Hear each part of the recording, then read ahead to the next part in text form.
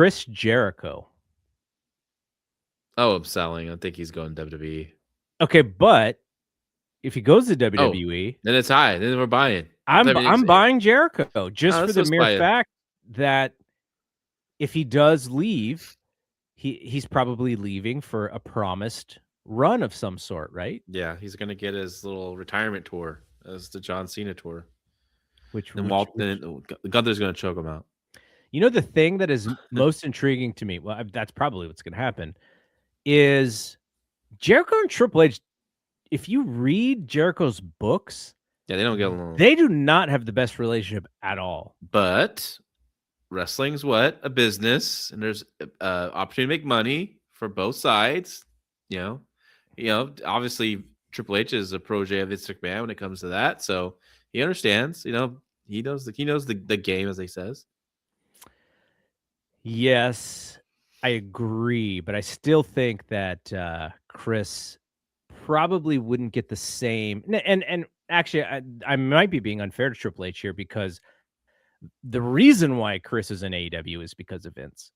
But I know he also holds Vince McMahon in higher caliber of esteem as a pro wrestling booker because Chris was closer to Vince. But it'll be interesting to see how that whole thing works because it is not a given that Chris Jericho comes back and is just in the upper card. Like there's a lot of guys in that upper card. Does he come in the upper middle? If he comes in the mid card, he's going to be clearly unhappy, I think. So that whole thing's going to be interesting. But as we've seen his last 3 years or so, his wrestling has really been, hasn't been good. So you can't have him, that he's trying to keep up with them young boys in AEW. You can't have him wrestle. It ain't at WWE too. These guys. He could have a match with CM Punk. CM Punk's not doing a ton out there.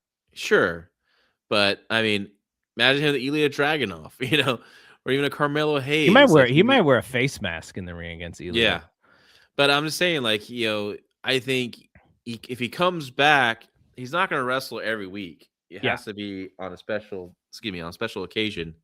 So they really got to pick and choose your spots. So he might not be on every TV to kind of keep him fresh because you don't want to see that guy in the ring more than probably 5 or 6 times a year, I think. Yeah. Yeah.